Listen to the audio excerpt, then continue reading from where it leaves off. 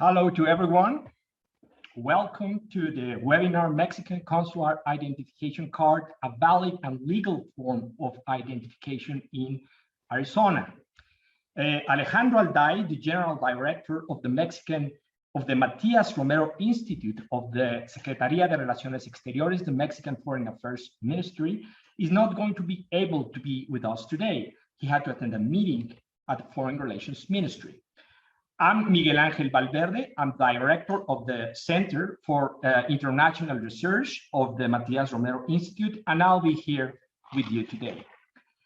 Here with us are Mr. Paul Boyer, an Arizona State Senator, Tony Rivero, former Arizona State Representative, Mercedes Fortune, Sergeant at Phoenix Police Department, Marcos Garay, Director of Multicultural and Banking at National Bank of Arizona, Jorge Mendoza Yescas, Consul General of Mexico in Phoenix, Alexandra Delano, Associate Professor of Global Studies at the New School, Jaime Vázquez Bracho, General Director of Consular Affairs at the Ministry of Foreign Relations.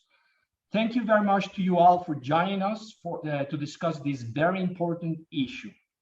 As you all know, the Consular ID, Matrícula Consular, it's a certificate that proves Mexican nationality, identity, and residency within the consular district. It's a tool to provide consular assistance to Mexican citizens. It's accepted as a valid proof of identity by most banks, financial institutions, and other private entities, as well as federal, state, and local authorities in the United States. It's a reliable and widely accepted ID. We'll first listen to Consul Jorge Mendoza Yescas, Consul General of Mexico in Phoenix, Arizona, for his message of welcome to this webinar. Then each participant will have up to 10 minutes to speak. Later on, we'll have a chance for a brief second participation, up to 2 minutes. And if time allows, we'll have a few minutes for answering questions from the audience. Mr. Consul General, please go ahead. Thank you very much. Greetings, everyone. I would like to thank you all for being here with us virtually on this 29th of September 2021. It is my honor to share the panel with key players from the Legislature of Arizona, the renowned academic with extensive experience in the consular work, and prominent Mexican officials. I believe this day will be considered a historic moment for the state of Arizona, because Senate Bill 1420 comes into force today. This bill accepts the Mexican Consular Identification Card as a valid and legal form of identification in Arizona. It took 10 years of complex work and negotiations to finally witness this result. In 2011, Senate Bill 1465 that prohibited the state of Arizona or any of its political subdivisions from accepting the Matrícula Consular came into force, and Arizona became back then a focal point of immigration debate, which impacted its political, economic, and diplomatic relations, not only nationally, but internationally. In the last 5 years, and particularly since June of 2019, we have had the privilege of working closely with state lawmakers. The information strategy with these lawmakers consisted of reaching out to policymakers of both political parties, specifically conservative Republicans who had no prior knowledge of the Mexican Consular Identification Card. Beyond the immigrant discourse with these decision makers, we have highlighted the positive impact that the acceptance of the Matrícula Consular will have on the state's economy and law enforcement tasks. We work very closely with former State Representative Tony Rivero, who sponsored House Bill 2604 in 2020, which was approved with a very broad bipartisan support of 41 state representatives. However, due to the suspension of the session at that time, that bill was not subsequently heard in the state Senate. In 2021, we began collaborating with State Senator Paul Boyer and State Representative David Cook to support the acceptance of the Consular Identification Card. On the 27th of January 2021, State Senator Paul Boyer sponsored Senate Bill 1420, Consular Identification Validity Biometric Verification. On the 24th of February, the bill was approved with bipartisan support in both chambers, the State Senate and the State House of Representatives. On March 5th, Governor Duduzi signed it into law. We had numerous officials meetings with local authorities to elaborate on the benefits of the acceptance of the consular ID. We hold 34 meetings with Arizona mayors, 58 meetings with state lawmakers, around 65 meetings with economic players, and more than 30 meetings with police officers and 14 meetings with county sheriffs. The work we have been doing with all of you, with the consular team and all others who have contributed to this effort, is a great example of consular diplomacy. As the former Speaker of the U.S. House of Representatives, Tip O'Neill, said, all politics is local. The acceptance of the Consular Identification Card will prove to be beneficial to both the Mexican community and the great state of Arizona. Thank you very much.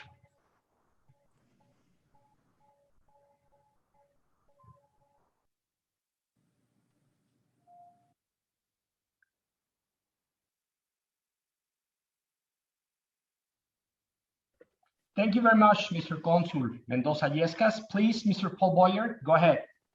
Hi there. Thank you so much for having me on this. It took about 11 years, but we finally got it right. And I got to tell you that, I mean, it truly was a group effort, as Consul Yescas had mentioned.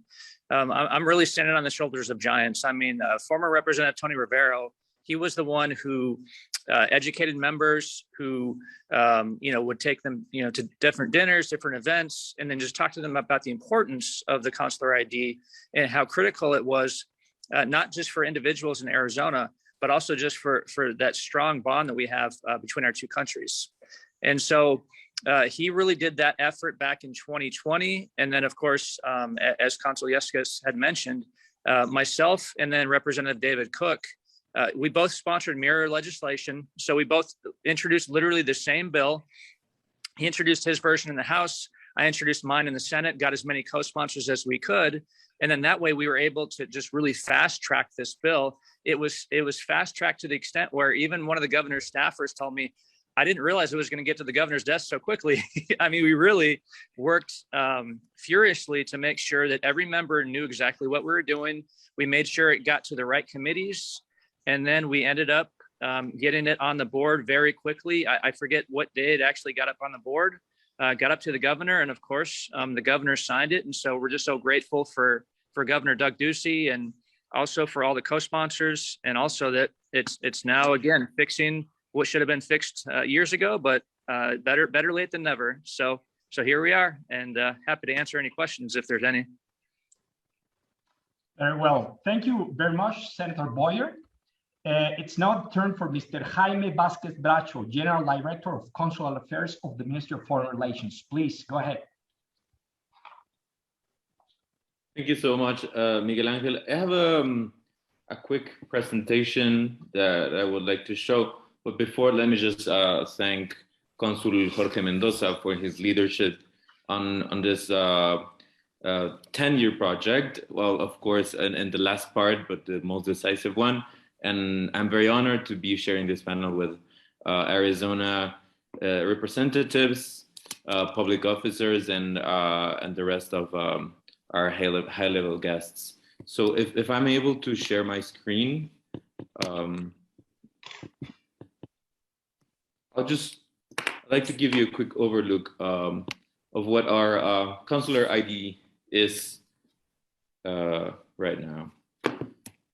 So just to start with some quick details, under the Vienna Convention on Consular Relations, the Mexican government currently issues the Mexican Consular Identification Cards, known as Matrícula Consular de Alta Seguridad, or MCAS, and they are issued through our Mexican consulates to Mexican nationals living in the United States, Spain, and Costa Rica.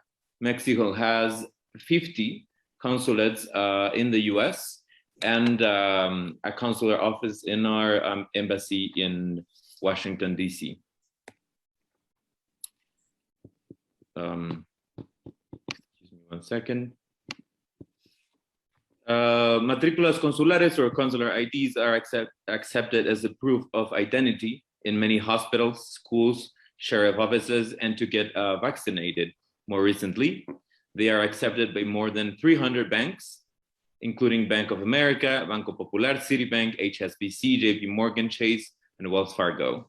In many counties, the MCAS are accepted as identification to enroll children in school and to apply for driver licenses.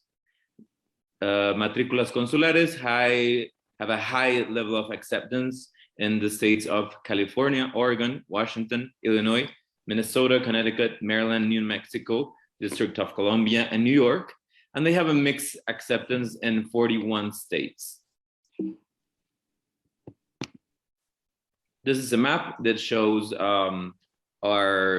the states where they are highly accepted, and the rest are they report a mixed level of acceptance depending on county, on state rules, and also on private institutions such as banks. And a bit of history, in 2002, the Mexican consulates in the US started issuing a new consular ID card, the MCAS, or high security cards. In 2006, we added new security measures to these cards. The new card included biometrics and a biodimensional code bar. And in 2014, Mexico presented a new generation of ID cards with higher security standards, including a chip, but keeping the possibility of printing the cards in our consulates in a fast and efficient way. This is very important. These IDs are printed in printers in our consulates in less than 15 minutes. This graph shows the most popular or the documents that we currently issue in our consulates. And it's led by passports, of course. And you can see the evolution of these documents, how we had a huge inverted peak in May 2020 because of the pandemic. We had to close most of our offices due to local regulations. This is in all the US, in our 51 consular offices. And well, as you can see, the second most popular document that we issue are the consular IDs, followed by the voter's ID. Mexico has a special voting card that is the only document which that is valid for voting, either for local or federal elections. We also offer local registration documents, such as birth certificates and even marriages. And finally, visas that are in the US, they're most commonly issued for students or people that are going to be working in Mexico. Then a little bit of numbers from this year. As you can see, we started with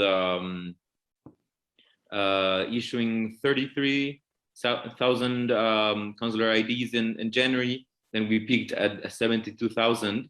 Then we had a problem with shortage of chips, of microchips that are used for our consular IDs, which caused an important decrease in the numbers that we issue. But we were able to sort that out, and currently we're issuing more than 80,000 consular IDs per month. From 2008 to 2021, Mexican consulates have issued 11,030,045 consular IDs, and only in 2021 we have issued 500,000 of matrículas consulares, despite the sanitary regulations and restrictions. More numbers on our expedition. On average, Mexico issues 2,500 matrículas consulares every day and 60,000 every month. 15% of all consular documents issued are MCAS. And as of August 31, the top 10 consulates in the US issuing consular IDs are LA, followed by Chicago, Houston, Dallas, New York, Atlanta, Raleigh, Fresno, San Bernardino, Santana, and of course, we hope Phoenix and Tucson will be issuing more consular IDs as their acceptance is increased with these new regulations. On the requirements to obtain a consular ID in our consulates, to apply for one must provide a proof of nationality, which can be a passport or a birth certificate, a proof of identity or a photo ID, and a proof of address. To issue a consular ID for a minor, both parents must grant their authorization. And applications are reviewed with high standards, which makes Matrículas Consulares one of the most reliable documents provided by the Mexican government. Here we can see a comparison between the security features in Matrículas Consulares and the California's driver license. As you can see, we match the California's driver license, which is a high security ID in most features, and we exceeded in some other ones. So I'm not gonna go through each of them, since we'll have a quick overlook of them in the next slides. So starting with chip, we can see in the mid right part of the ID, there's an embedded chip with identity and cryptographic data. And we have the PKI emission certificate and PIV component certificate. On the back of the ID, we have embedded identity data on PDF and mechanical reading data. Some other security features include guilloche, which is also used for passports. That is this patterns of drawings that form some forms that are noticeable by the common eye, and also laser engraved unique ID number, which makes it almost impossible to be reproduced. We also have kinetic security measures that include our government logos, SRE, MEX, a kinetic label, a kinetic rainbow background, and kinetic guilloche. And finally, nano and microtext features that are able to be zoomed at 1000% to be perceived, and also used. Some of these features are only noticeable through UV light. And finally, what's next? We're currently in the second generation consular IDs, and we're moving towards third generation consular IDs. We're starting in January our rollout, and we will be notifying our foreign authorities of this change. And the third generation will incorporate new design and better security features, such as polycarbonate sheets. Right now it's from PVC. This measure is required by the ICAO for high security electronic passports, embedded biographical and biometric information, giving it greater reliability and as an ID card and travel document, and graphic elements with ink reactive to ultraviolet light and invisible to the naked eye. The tentative release, as I said, is January 2022. And I must add that we are currently launching our electronic passport, which will start being issued on October 5th. So these two high security documents are complementary to each other, and they put Mexico at the forward and at the highest level of security ID documents in the world. So I'm happy to answer any questions, and I will also be happy to listen to the rest of our speakers. Thank you very much. Thank you very much, General Director Vázquez Bracho. We'll now listen to Mr. Tony Rivero, former Arizona State Representative. Please. Thank you. Good morning. I would like to thank the group for the invitation I would also like to thank the Consul, Jorge Yescas, and the Consul office here in Phoenix for this invitation. As someone who has served in a legislative capacity at the Arizona State Legislature, I'm a strong believer that in order for legislation to pass, you need the right environment. One, you need the right sponsors, and you also need the correct interests outside of the legislature supporting you in different capacities. And that's what we had in this year in the securement passage of the Consular ID. What I mean by that, one, you had a very engaged consulate office, very engaged consul general who was heavily involved in conversations with leadership on both sides of the aisle, meeting with individual representatives and senators to make the case on why this legislation is important. You also had a representative, somebody that had an opportunity to work with, David Cook, and Senator Paul Boyer, who took the lead, who worked very, very hard, but more importantly, took political risks to make this legislation happen.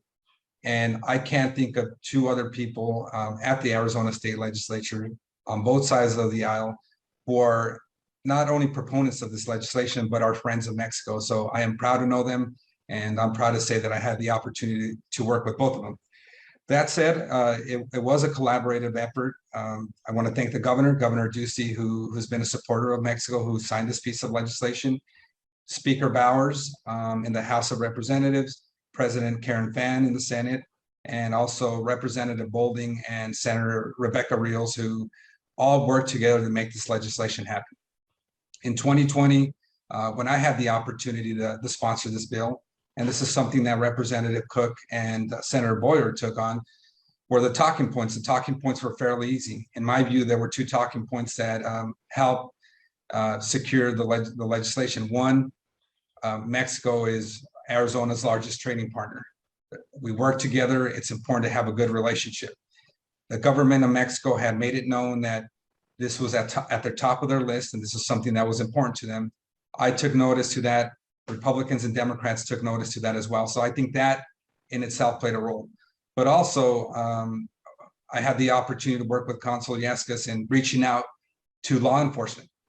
Law enforcement was in support of this piece of legislation. And the reason for that is this enhances public safety. For example, if somebody is pulled over by law enforcement and that person doesn't have a valid ID, that pulls resources away from law enforcement because it may take up to a week to figure out who that person is. Now with the consular ID being valid, that's not the case any longer. Law enforcement recognizes that the state of Arizona recognizes the ID, and they're able to know who that person is, who that person says there is. So, and in short, I'm grateful and thankful to the legislature, to our governor for taking the lead on this issue. This is extremely important. And this only continues down the path of the relationship that Arizona has with Mexico. And I think this enhances our relationship with our strongest trading partner. So thank you, Consul, and thank you to the group.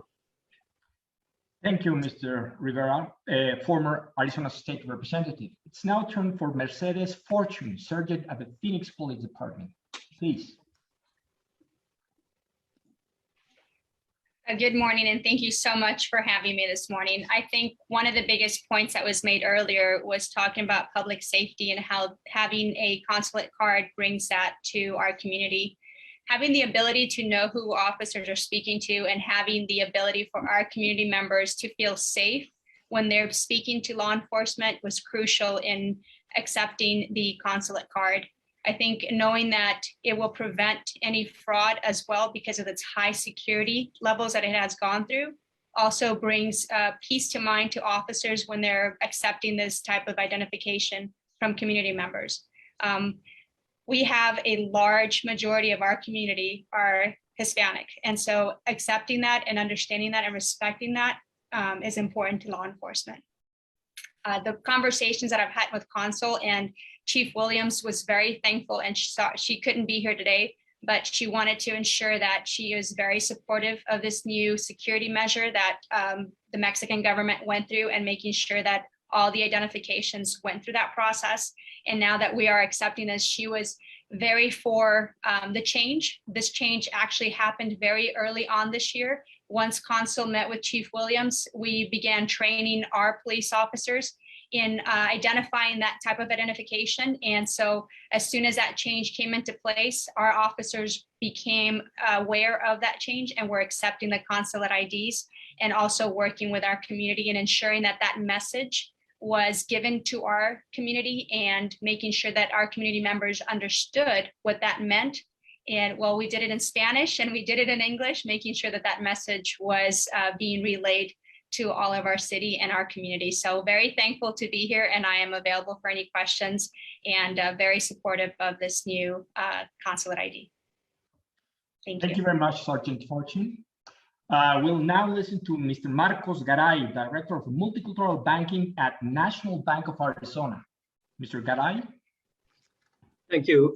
Good morning to everybody, and congratulations again to Consul General Jorge Mendoza Yescas, to his team, the legislators, and everyone who worked so hard on for so long on this tremendous effort. When I was asked to speak, I do a lot of multicultural banking in Arizona. I formerly did other things at Grupo Financiero Bancomer in Mexico City for years, and New York.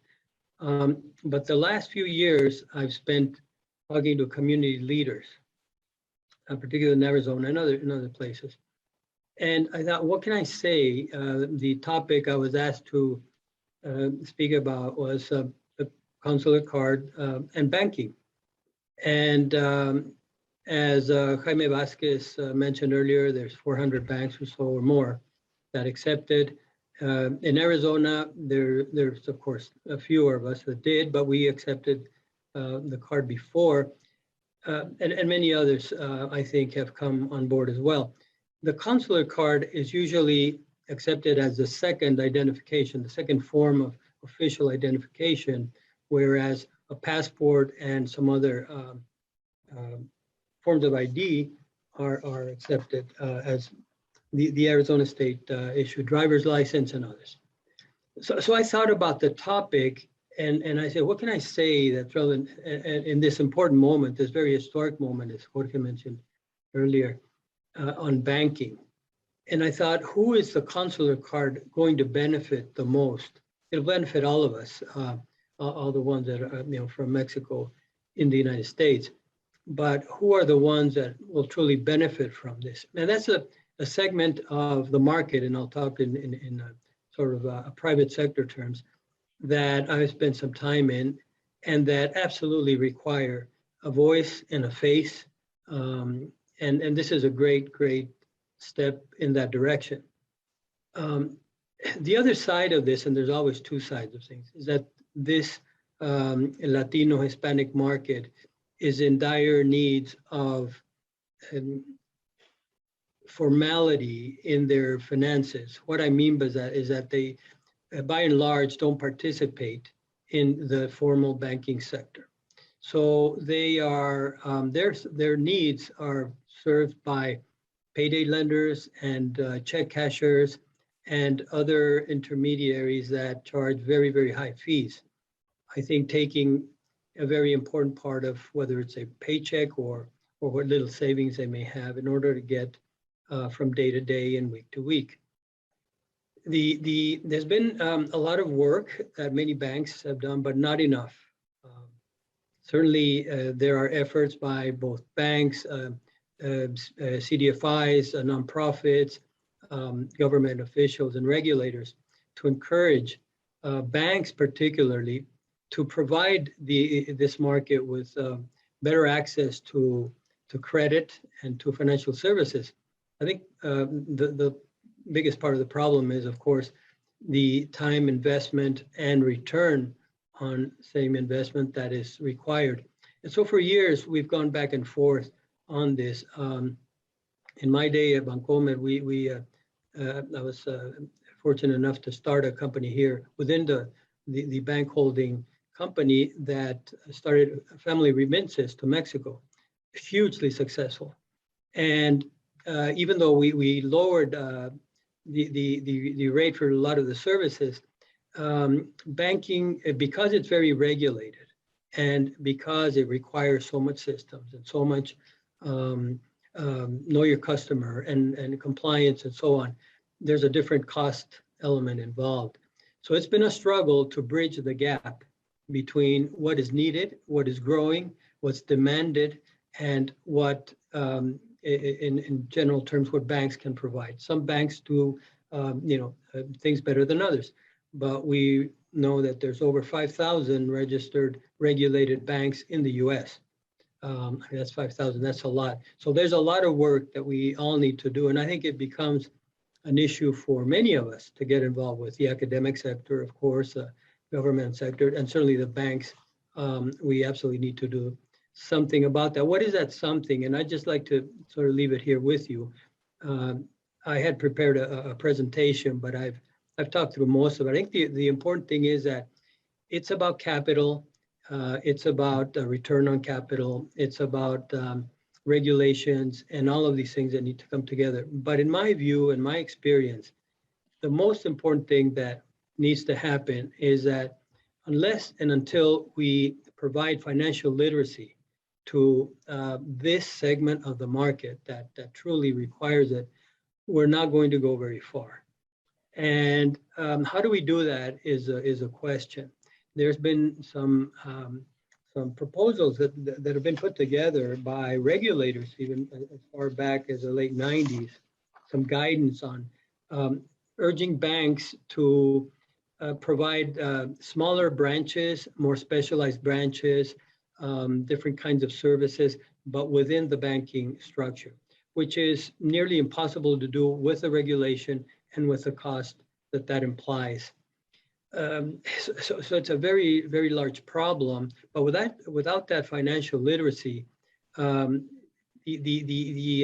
individuals that need how to, that don't know how to open up a bank account, that generally don't have a lot of savings, they need very basic information that I think, in some cases, different organizations do provide, but on a piecemeal basis. Here in Arizona, you can think of Chicanos por la Causa, Raza Development Fund, and others.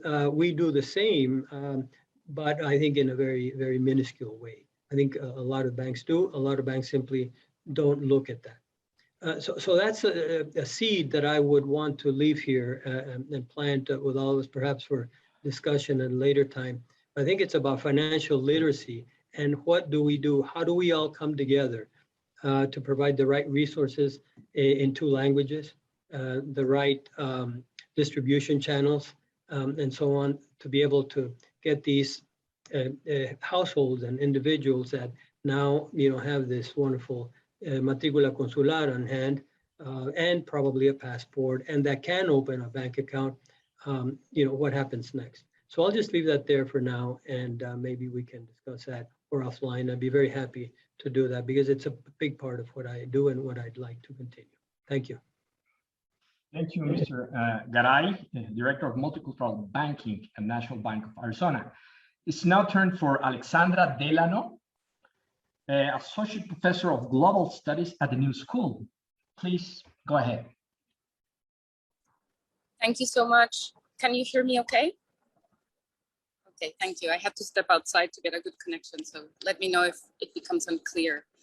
We hear you fine. Okay. Thank you. I'm truly delighted to be here with you to celebrate this important moment.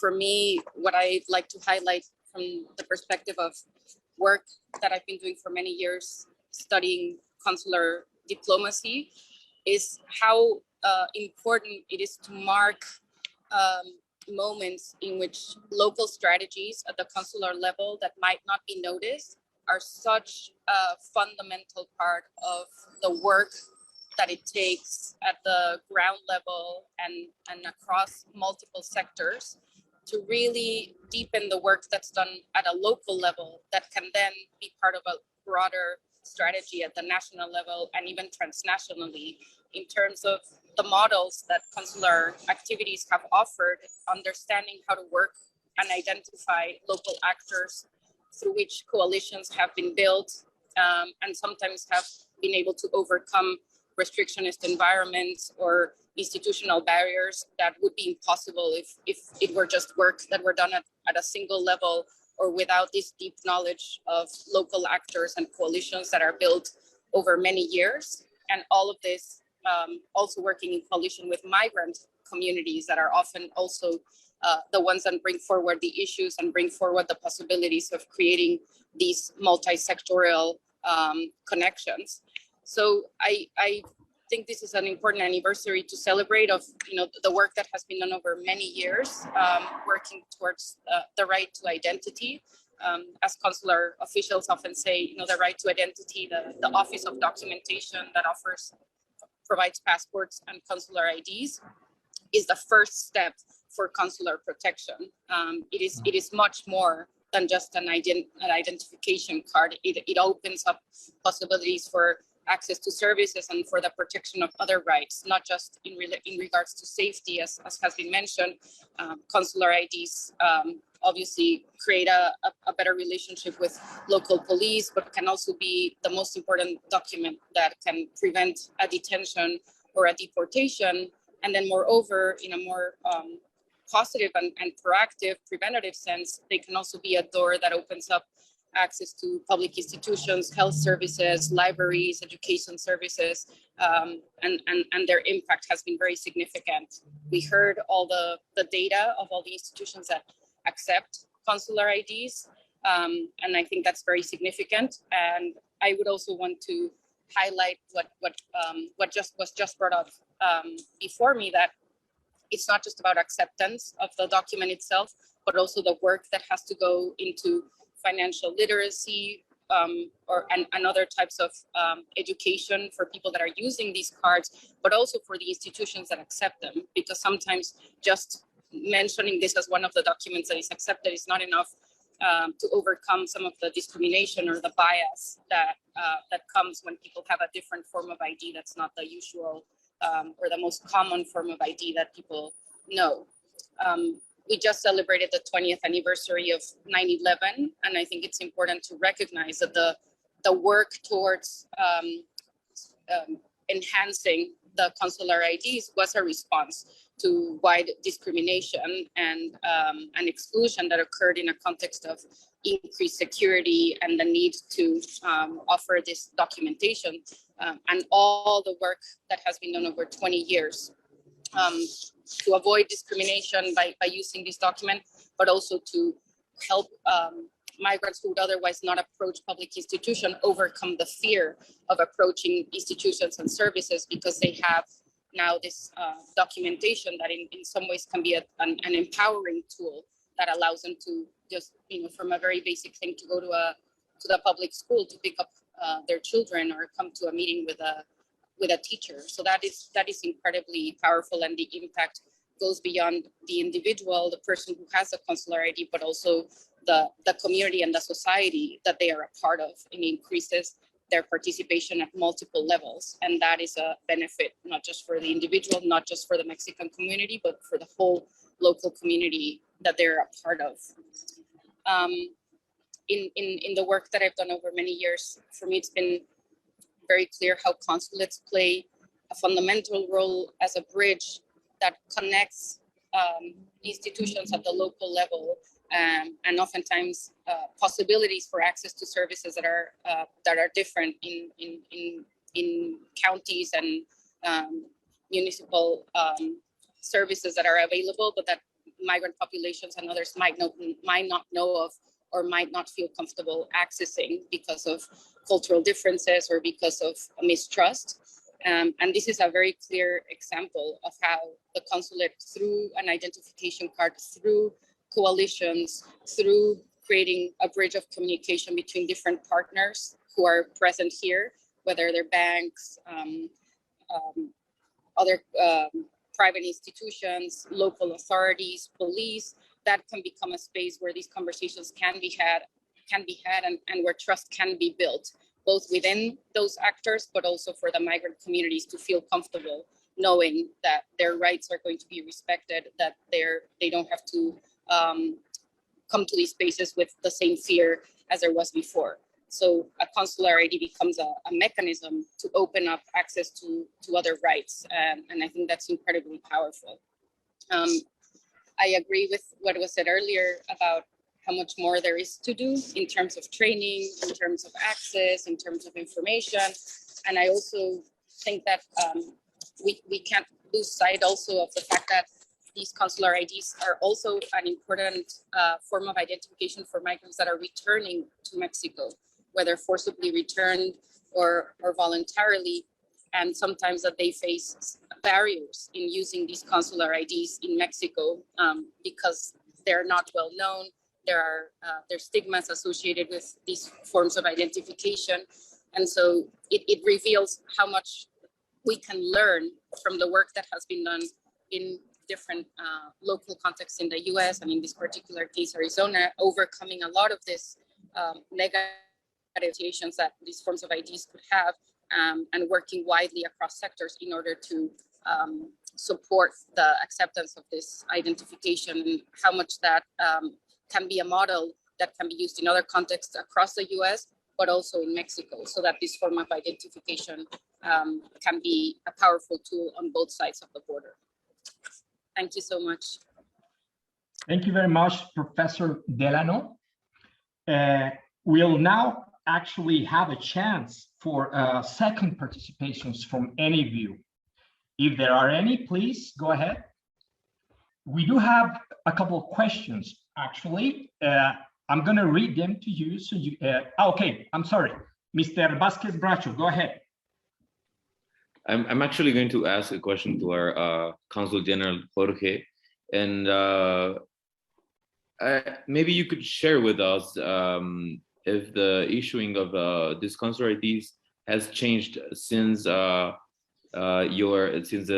new bill was approved, and this before the entering into force today.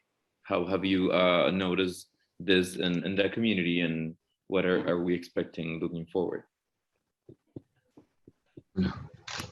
Thank you, Jaime.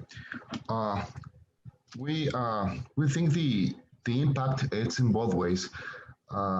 In public safety, since gives more certainty to officers who have any interaction with any Mexican national who are showing this ID.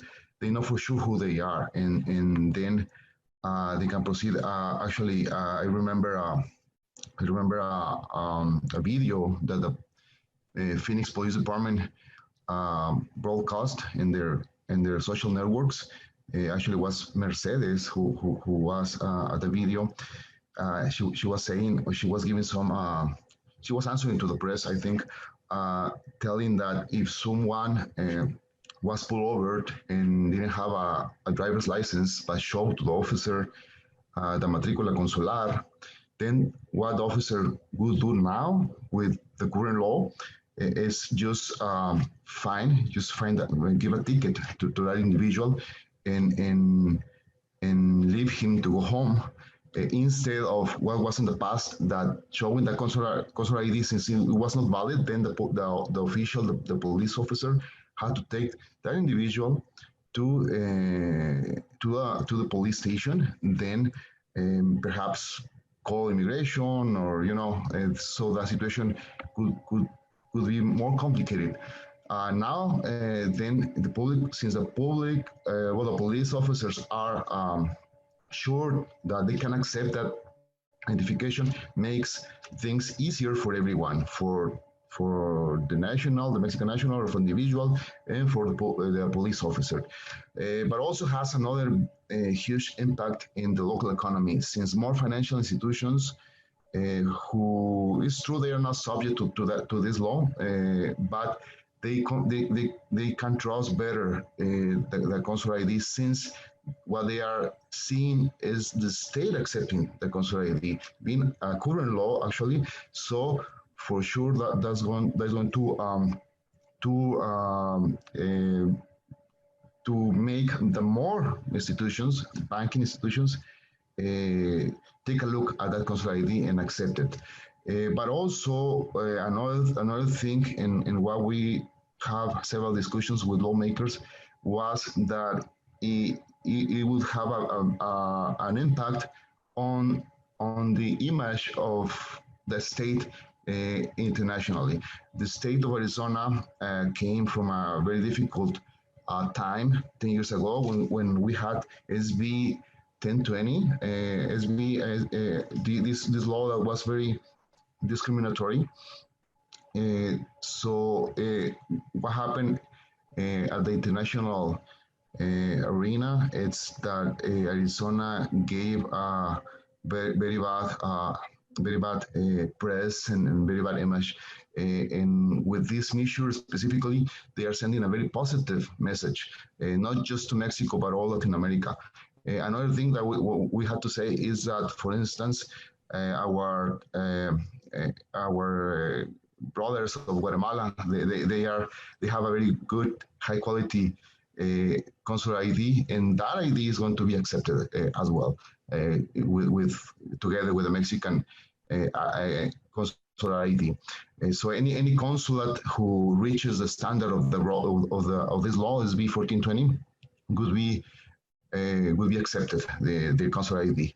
So that's what I have to say. Thank you very much, Mr. Consul.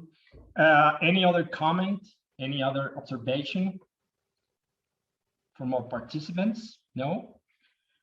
I do have 3 questions. I'm going to read them to you, and anyone who would like to answer, please do so, okay? First question, is there any data on the potential impact on Arizona's economy of the consular ID? Any data available of the potential impact of the consular ID? Second question, doesn't the matrícula consular expose individuals to reveal their legal status in the United States? Question number 3, why is this matrícula consular not accepted at the national level? Can anything be done about it? Anyone who would like to answer any of these 3 questions, please? I would like to, if I may, attempt to answer the first one. I have not seen, and I don't know of any data that projects or makes some projections on the economic impact of that. But I believe that it can be substantial. And just for reference, just a few days ago, I was part of a webinar with Bank of America where they had put together some information on the GDP, the impact on GDP, on gross domestic product in Arizona from the Hispanic community in general. Just in Arizona, it's just before the pandemic in 2019, excuse me, it was $90 billion, 90 billion. So it's a very, very significant. I think that part of there is little data on to address the question itself, because we have no way of taking much of the segment that is based in cash, that is, not traditionally banked or in financial institutions. And there's no way to get at that. So I think part of the solution of coming up with data like that is to begin to bring more and more of these connacionales into the official banking industry in order for this data to be available. We know that it's very large. We know that it's growing as the community itself is growing, but I think it's a very good question that if anyone has any information, I'd be very happy to see. I believe that we will be coming up on that, but it will take some time. If we can focus on, how can we get to them so that we can, how can we provide services, let me put it that way, to them that then can be, put into valid data that, can help all of us to do our work better. Thank you very much, Mr. Garay. Anyone else like to comment to answer one of the questions? I could answer question number 2. All right. So I think one of the most difficult challenges for our community is to be able to trust law enforcement. And so one of the biggest challenges we've had because of SB 1070 was having to have a discussion about what that relationship looks like as far as policing and what we could do better. And so accepting this consulate card means that we don't have to, during any routine encounter or any routine traffic stop, have to go through a route of having to verify your identity. We now can verify it by you having that consulate card. So it builds that trust, and it takes a little bit of that fear away from our community members who do present those identifications. I think it's safe to say, though, that it is still, there is some work to be done still. We can't accept that our community is going to just blindly trust us now because we have a consulate card. I think it's just another opportunity for us to increase and have those discussions. Now, because there are still requirements that we have as law enforcement, we still have to abide by when it comes to someone who commits a crime, those are things that will not change. But an initial approach to that consulate card, it should never be what your status is. That is not a question that an officer is asking anyone at that moment, and it should never be. And so that question is only asked when there is a crime that has been confirmed, there is probable cause for an arrest, and that is something that needs to happen based on a requirement that's been imposed on law enforcement. Again, though, I want to make sure that we're clear that an officer should not be asking anyone if they're stopped during that traffic stop or anything in an encounter what their status is. That is not something law enforcement is interested in. That is not our job. We want to make sure that we ensure that no matter what your status is or who you are, that you feel safe and that there is trust in that community with us. Thank you very much, Sergeant Fortune. Anyone would like to comment on that question? Myself, if Yes. I can add a little bit about what Mercedes said. Actually, even the consulate doesn't know the immigration status of the individual who's applying for the consular ID. Because since we require almost the same documentation for a passport plus the proof of address.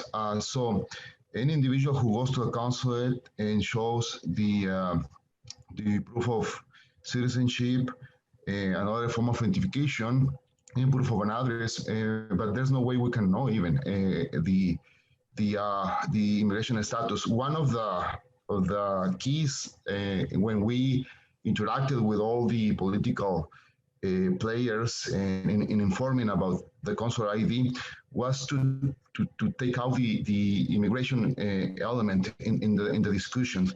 Since we have many dual citizens, permanent residents, even DACA recipients who apply for consular ID. Actually, the interaction, the economic interaction that we have in this region and between Sonora and Arizona makes that many Mexican nationals who can cross the border back and forth need to obtain the consular ID because they can use that consular ID in Mexico, actually, and also that consular ID is being promoted so hard in Mexico as well, because it's a very, very reliable form of identification. So what we can say from our perspective is that we have seen so many dual citizens, actually, who we know them, applying for the consular ID. Very well. Anyone else on this question?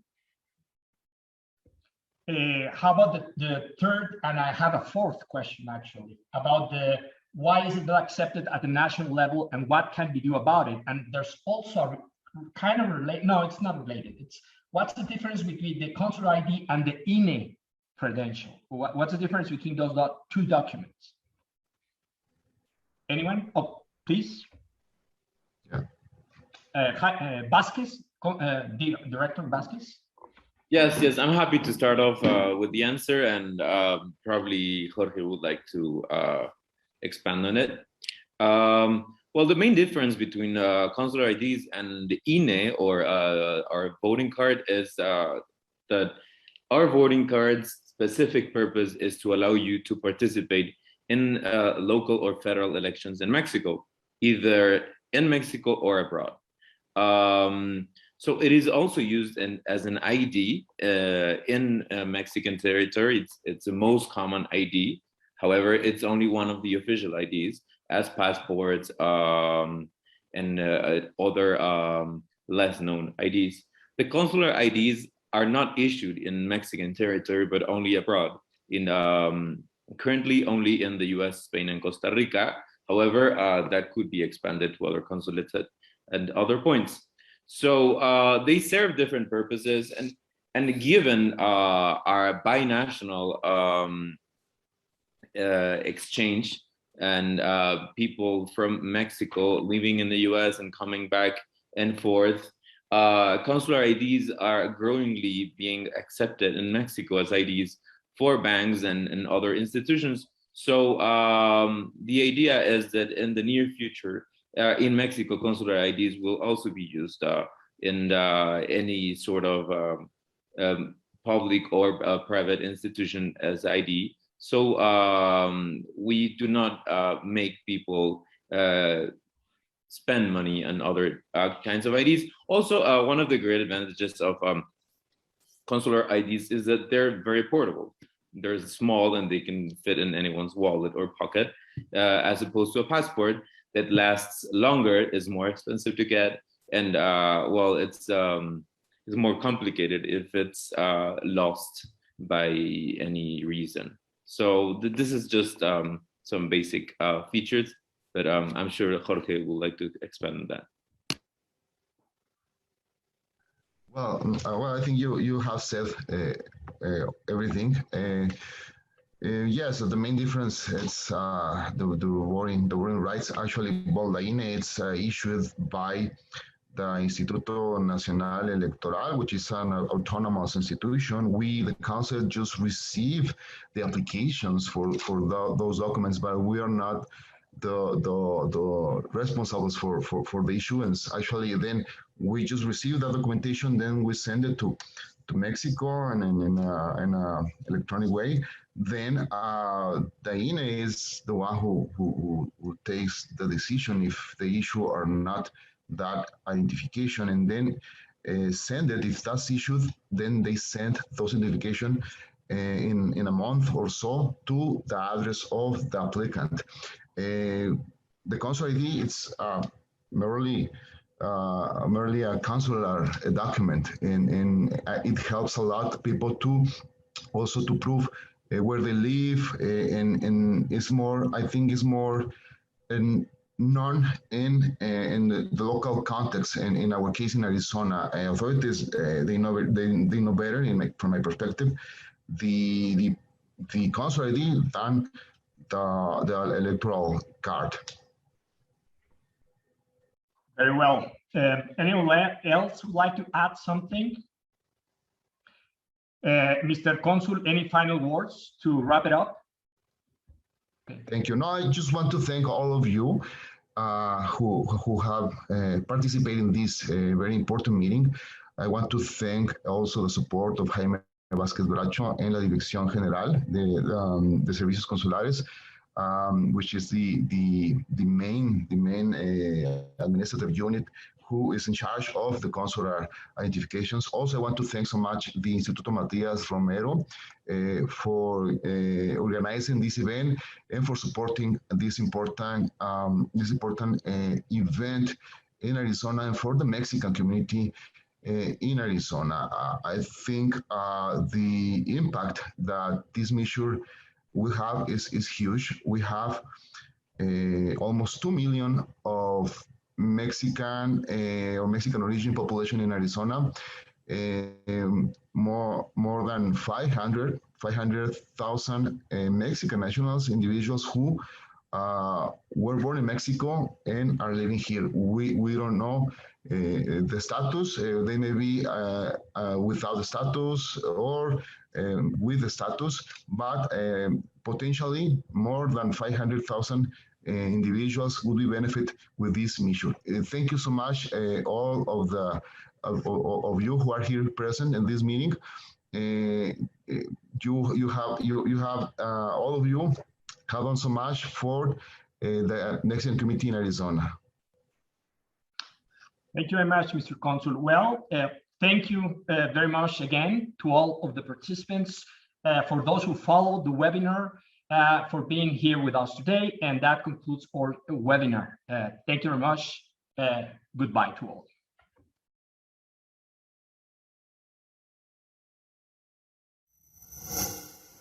Gobierno de México.